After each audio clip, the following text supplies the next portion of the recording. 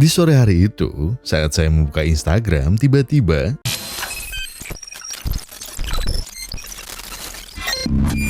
Akun ini telah kami hack.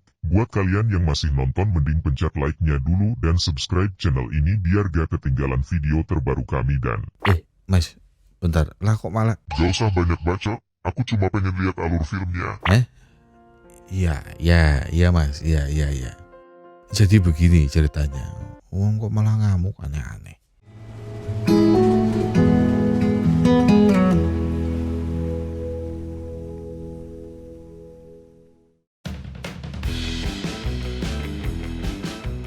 Di sebuah SMA terbaik di Korea, kita akan diperlihatkan seorang guru yang sedang menghukum dua muridnya. Namanya Yubin. Ia mendapati kedua muridnya tengah ngepap cewek-cewek secara sembarangan. Dan oleh karena itulah Yubin menghukum kedua muridnya ini, Sungmin dan Jiho.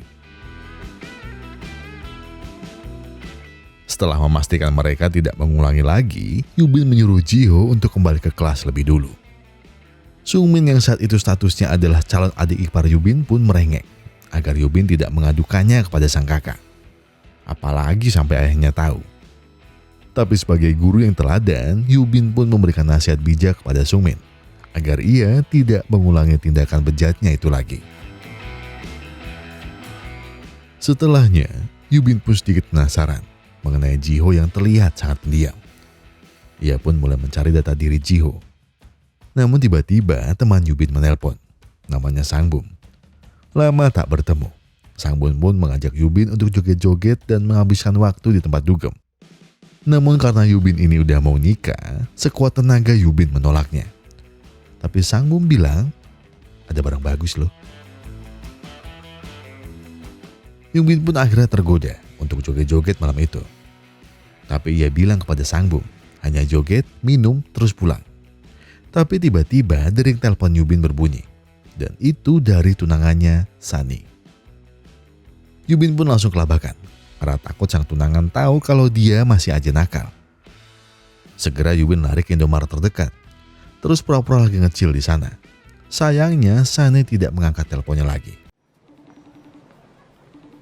쌤, 지호예요. Setelah itu, Yubin pun kembali ke diskotek. Di sana ia melihat Sangbum sudah membawa barang bagus yang ia maksud.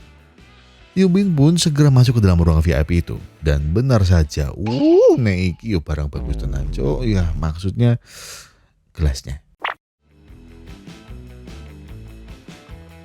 Yubin pun terus minum bersama dua barang bagus tadi. Sampai dirinya tidak sadarkan diri. Setibanya di rumah, kita sebut saja barang bagus ini Mbak Sohe. Dirinya langsung menanggalkan semua pakaian Yubin. Dengan keadaan setengah sadar, adu penalti mereka pun direkam oleh Sohe sebagai kenang-kenangan mereka nanti. Doblo.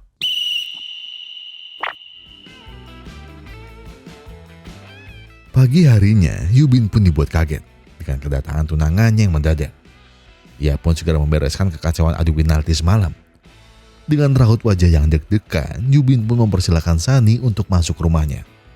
Tiba-tiba Sunny kebelet pup. Karena teringat coretan lipstik di kamar mandi yang gak bisa hilang, Yubin bilang, bahwa semalam Sangbum mencret-mencret gak karuan di sana. Dan Sunny pun gak jadi pup saat itu juga. Siang harinya, Yubin mendatangi Sangbum dan bilang jika ponsel miliknya telah hilang semalam. Yubin cuma menjelaskan bahwa hal yang bisa ia ingat adalah ia kebanyakan minum dan pulang bareng dua cewek semalam. Setelah itu, ya tahu sendirilah ngapain. Mendengar cerita temannya itu, Sang Bum segera mencari posisi terakhir HP Yubin melalui software miliknya. Katanya kalau pakai software ini, kamu bisa mengontrol HPmu dari jarak jauh. Sang Bum langsung saja mendelete semua data dari HP Yubin. Kepulangan Sunny ke Korea merupakan kesempatan Yubin untuk silaturahmi ke keluarganya. Tapi sayang, karena lupa beli martabak manis coklat keju, wajah sang ayah terlihat kecut. Ibu Sunny pun mengucapkan terima kasih sebesar-besarnya kepada Yubin karena telah menjadi wali kelas yang baik. Tapi dering telepon Yubin berbunyi. Kali ini dari nomor yang tidak dikenal. Yubin dimintai oleh nomor tak dikenal itu untuk segera mencari tempat yang sepi. Ia pun segera bergegas izin ke belakang kepada ayah Sunny. Di sana, si penelpon misterius itu meminta Yubin menyiapkan uang sebesar 39 miliar rupiah sebelum jam 6 sore di hari Rabu. Jika tidak menuruti, maka seluruh rahasia buruk Yubin akan ia sebarkan. Iya, rahasia buruk Yubin ketika Yubin dugem dan berakhir adu penalti dengan dua wanita kemari. Orang dua? Sama siapa? Sama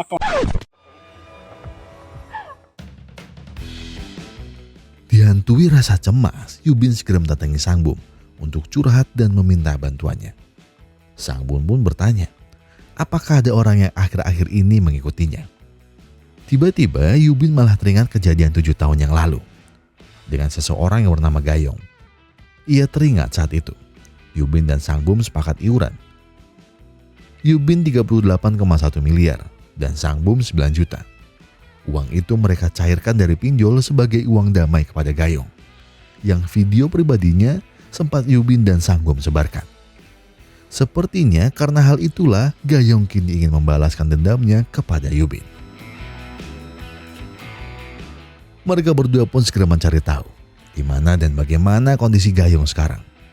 Tapi setelah berusaha semaksimal mungkin untuk mencarinya, informasi mengenai Gayong belum cukup untuk menemukan di mana ia berada.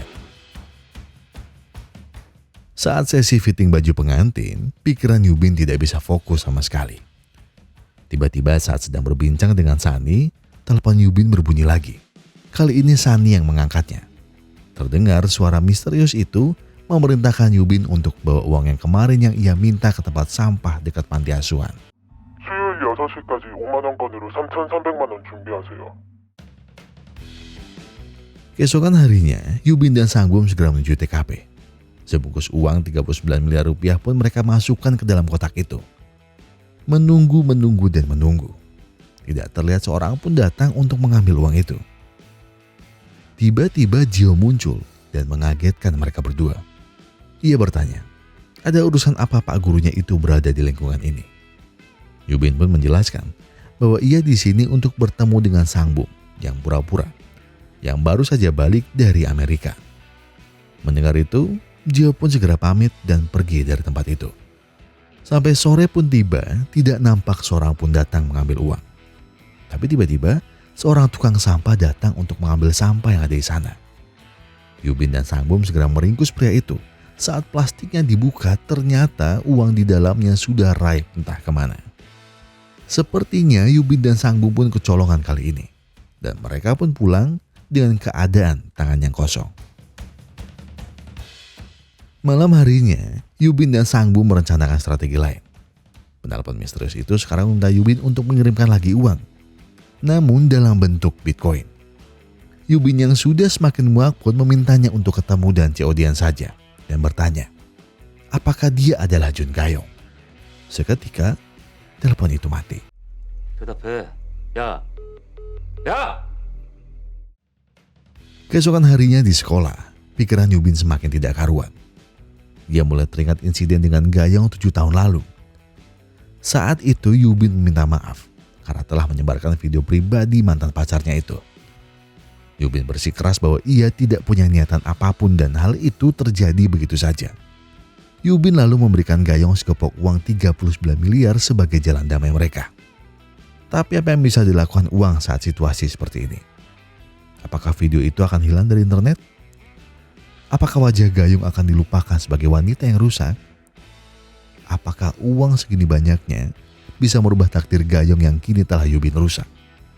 Gayong pun bersumpah bahwa suatu hari ia akan membalaskan semua perbuatan Yubin dan Sang Bum kepada dirinya.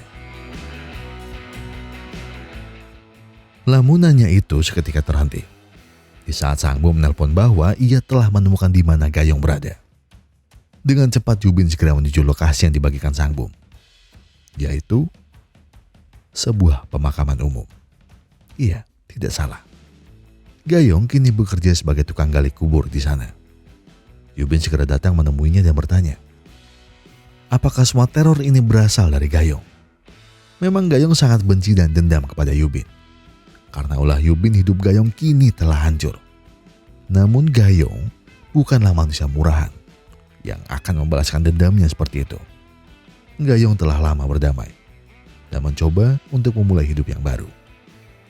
Semua perkataan Gayong disangkal oleh Yubin. Ia bersikeras bahwa Gayonglah pelaku semua terornya selama ini.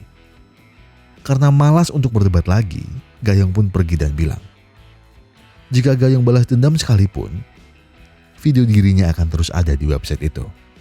Dan pembalasannya hanya akan sia-sia.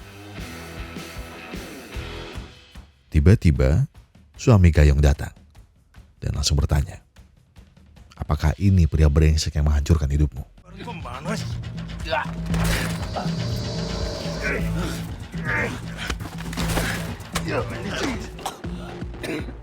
이제 그만해. Kesal karena tidak menemukan titik terang, Yubin pun akhirnya melaporkan masalah ini ke polisi. Ia juga meminta polisi untuk mencari di mana Sohe berada. Di sisi lain, San yang curiga Yubin selingkuh pun pergi ke kantor Telkom terdekat untuk melacak sebuah nomor misterius yang menghubungi Yubin tempo hari. Karena masalah privasi, pihak Telkom tidak bisa menunjukkan pemilik nomor tersebut. Sani pun overthinking dan curhat kepada temannya. Tapi temannya bilang, kalau mau nikah, pasti cobaannya ada aja. Cukup percaya pasanganmu. Dan berjuanglah sampai cincin di jarimu kamu kenakan.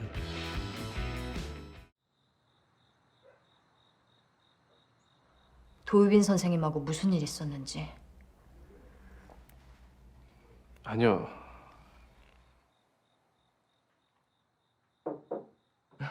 잘 자, 아들? 응.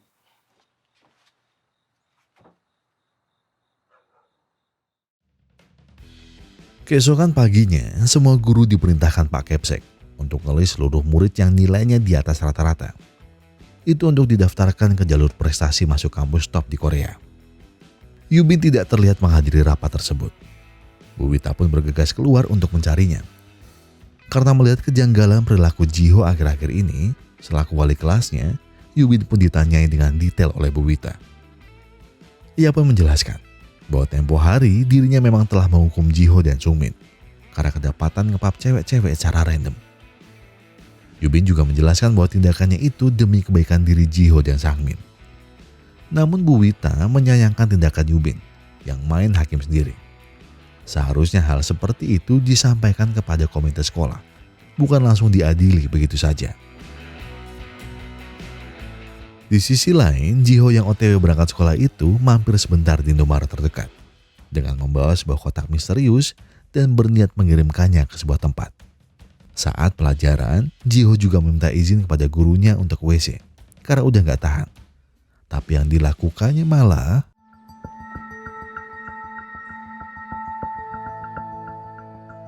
(2018년 12월 18일은) 왜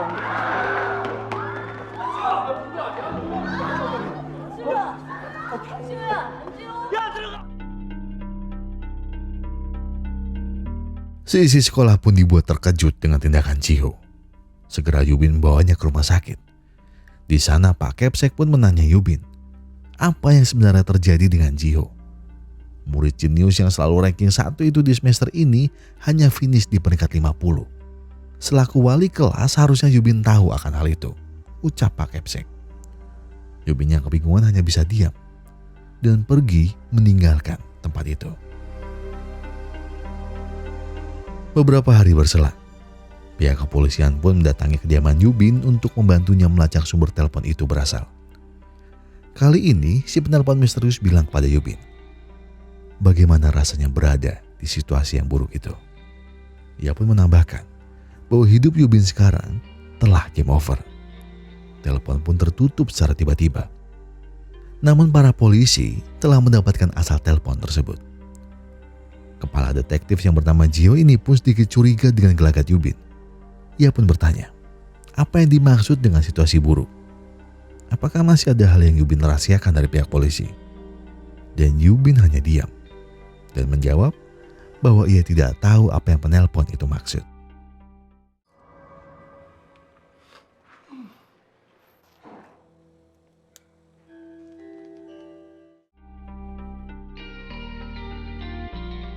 Esok harinya, Sani dan ayahnya tiba-tiba mendapatkan sebuah kiriman misterius.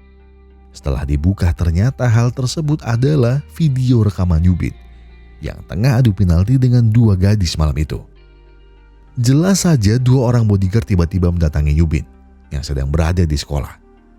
Mereka pun segera membawa Yubin menuju sebuah jembatan, di mana ayah Sani juga telah datang. Beliau langsung mengungkapkan kekecewaannya kepada Yubin. Ia menyesali telah memberi restu kepada anaknya untuk bertunangan dengan pria bejat seperti dirinya.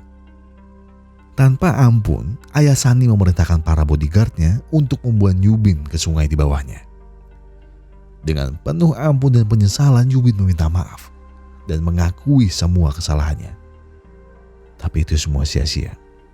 Ayah Sani tidak akan pernah memaafkan Yubin sampai kapanpun.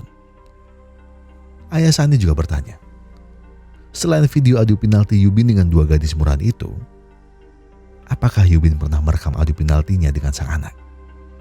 Tiba-tiba saat sang ayah akan menghabisi Yubin, Sani menelponnya dan bilang bahwa lusa ia akan kembali ke Amerika dan meminta sang ayah melepaskan Yubin karena kini mereka tidak ada hubungan apapun.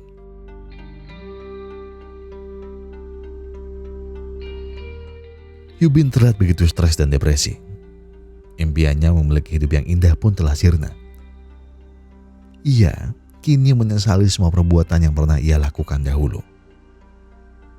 Awalnya ia berprasangka bahwa itu adalah Gayong, namun ternyata bukan. Bahkan ia sempat mengira bahwa peneror itu adalah Jiho, karena sudah ia marahi dan dia hukum kala itu. Tapi juga bukan. Satu hal yang masih ia harap. Ia berharap semoga video adu penalti dengan Sani tidak disebarkan oleh peneror itu. Jika sampai tersebar, Yubin akan menariknya bersama untuk ke neraka. Dan pembicaraan mereka sepertinya juga didengarkan oleh seorang hacker ini. Pria misterius yang entah siapa dia sebenarnya. Setiap harinya hidup Yubin pun tidak pernah tenang. Tidurnya pun tidak lagi damai. Hingga akhirnya ia memutuskan untuk berhenti dari sekolah itu. Di sisi lain, Ji-hyo mendapat sebuah informasi terbaru dari anak buahnya. Bahwa ternyata Yubin pernah tersangkut kasus penyebaran video pribadi. Oleh karena itu, Ji-hyo pun juga mulai mencurigai diri Yubin.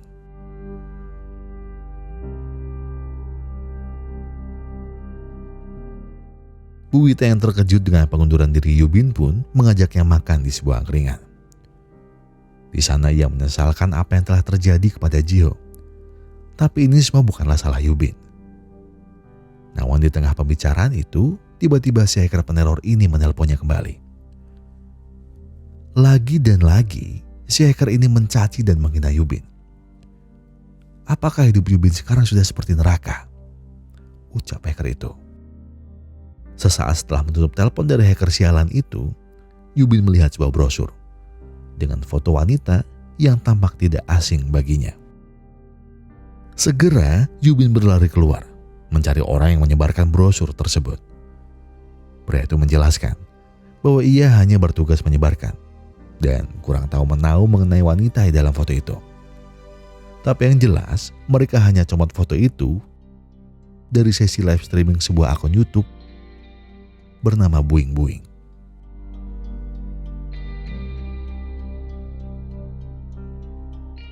Malam harinya, Yubin langsung mencari tahu tentang live streaming tersebut. Dan benar saja, itu adalah dua orang wanita yang adu penalti dengannya. Yubin pun langsung memberikan sebuah gift yang langsung membuat mereka berdua teriak kegirangan. Mereka bersedia melakukan apapun karena gift yang Yubin beri itu adalah gift paus yang senilai 20 juta rupiah. Yubin lalu menghentikan pesan kepada mereka untuk bertemu di suatu tempat. Sesampainya di tempat itu, mobil dari Sohee dan temannya langsung ditabrak oleh Yubin dari belakang. Tanpa basa-basi, Yubin langsung menanyakan di mana HP miliknya yang mereka curi waktu itu. Sohee menjawab bahwa mereka tidak tahu karena mereka hanya disuruh oleh seseorang. Dan orang itu adalah Sungbum. Mendengar pengakuan dari dua wanita tadi, hati Yubin pun dipenuhi amarah. Ia segera menemui Sungbum dan langsung membabi buta di hadapannya.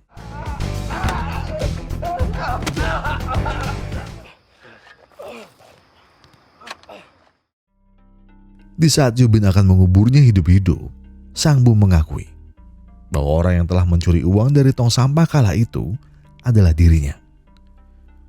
Oleh karena itu, si hacker memintanya mengirim uang 2 kali. Ia mengaku itu salah. Ditambah lagi, Sangbum juga meminta maaf karena telah menyuruh 2 LC itu untuk menggoda Yubin. Namun Sangbum berkata jujur bahwa ia benar-benar bukan orang yang selama ini meneror Yubin. Dan dengan berat hati, Yubin pun melepaskan Sangbum malam itu. Setelah serangkaian kejadian yang membuatnya bingung, Yubin sekarang hanya termenung di depan badan Jiho yang masih koma. Ia bertanya, apa yang membuat Jiho lompat dari jendela waktu itu? Apakah karena hukumannya? Sepertinya tidak. Pasti ada hal yang lebih menekan hidupnya selain itu.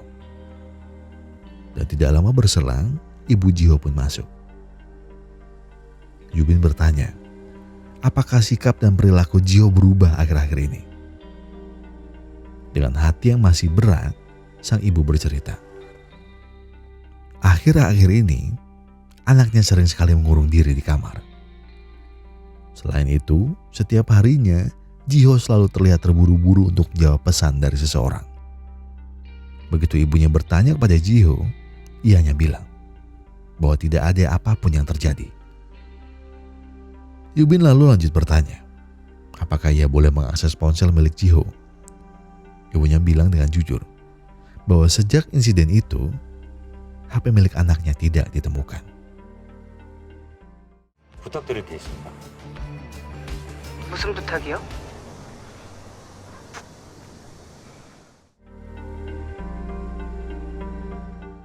Di tengah keputusasaannya, cahaya terang mulai muncul di hidup Yubin.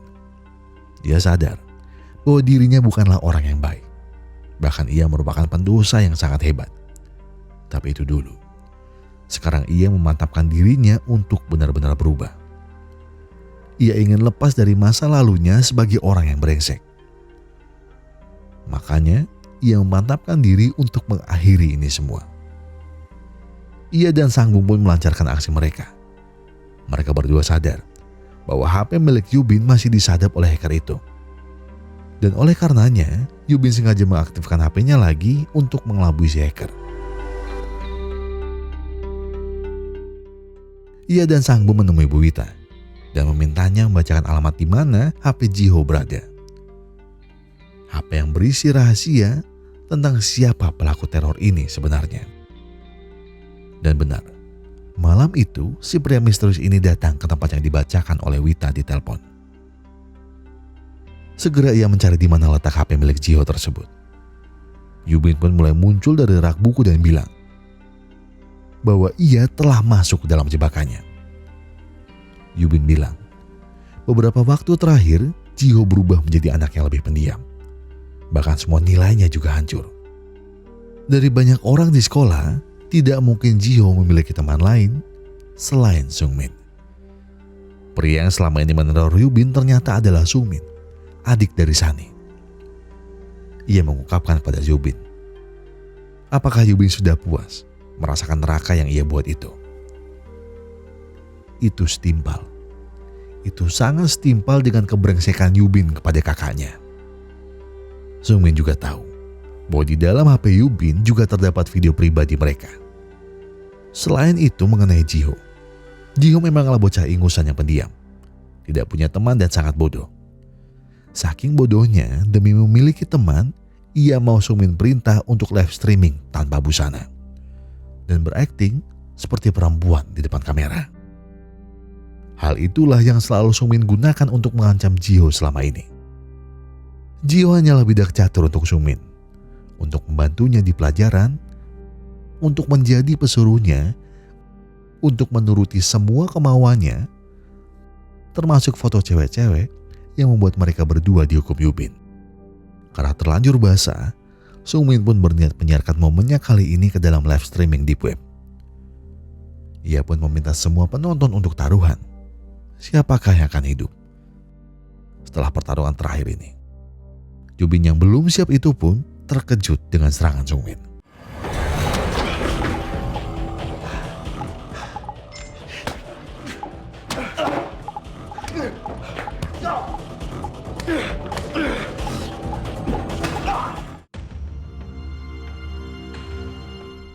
Di sisi lain, Bu Wita tiba-tiba mendapatkan sebuah pesan paket dari email atas nama Gio. Segera ia mendatangi Indomaret dan mengambil paketnya. Setelah dibuka, ternyata paket misterius itu berisi ponsel asli milik Gio yang berisi seluruh bukti penindasan yang dilakukan Sungmin. Kembali lagi ke pertarungan Sungmin dan Yubin. Di sana Yungmin berhasil mengalahkan Yubin dan mengambil ponsel yang ia kira milik Gio. Namun tiba-tiba Sang Bom menelpon HP tersebut dan berteriak bahwa berdebah ini telah mereka kepung beserta polisi di bawah sana. Oleh karena itu, Sungmin pun murka kepada Yubin. Namun dengan sisa kekuatannya, Yubin berhasil membalikkan keadaan. Hampir saja membunuh Sungmin, Yubin teringat niat awalnya. Dia itu berubah menjadi lebih baik. Merubah dirinya demi kehidupan yang lebih baik dari sebelumnya.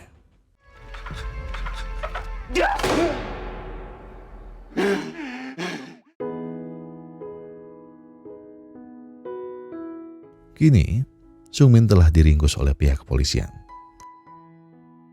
Tidak hanya itu, Gio juga sudah mulai siuman dari komanya selama beberapa bulan.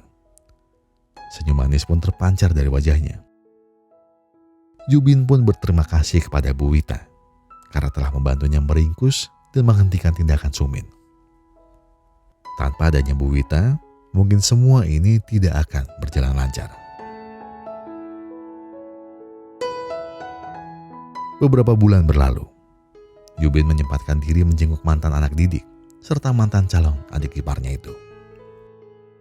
Terlihat wajah kebahagiaan dari Sungmin ketika dijenguk oleh Yubin. Seperti tidak ada rasa bersalah sedikit pun. Tanpa beban, tanpa pikiran. Sungmin juga memberitahu pada Yubin bahwa ayahnya akan mengirimkan sejumlah uang kepada Yubin asal ia mau menutup mulut dan menyelesaikan semua masalah ini. Namun, Yubin menolaknya. Ia beralasan, apakah semua uang itu bisa membuat keadaan menjadi lebih baik? Apakah aib dari Gio dan juga dirinya akan hilang begitu saja dari internet? Dengan cengengesan, Sungmin berkata, apakah tidak bisa masalah ini selesai dengan jalan damai?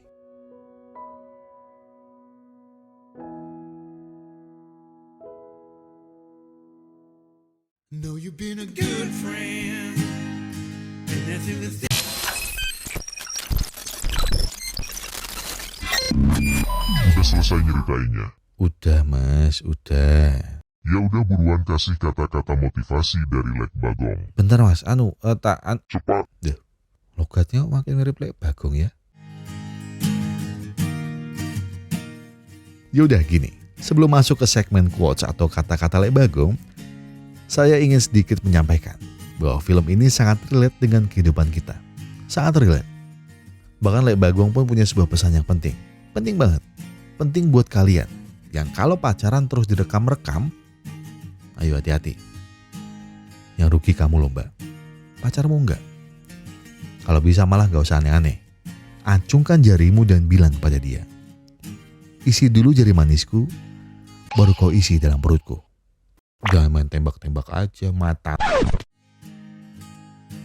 Saya Gogon dan segenap tim Pustra Epic Glory mengucapkan terima kasih. Terima kasih buat kalian yang sudah menonton video ini sampai selesai. Terima kasih buat kalian yang sudah men-like, terima kasih buat kalian yang sudah men-subscribe, dan terima kasih juga buat kalian yang sudah memencet tombol thanks-nya. Apapun yang kalian lakukan itu sudah sangat membantu channel ini untuk berkembang ke arah yang lebih baik.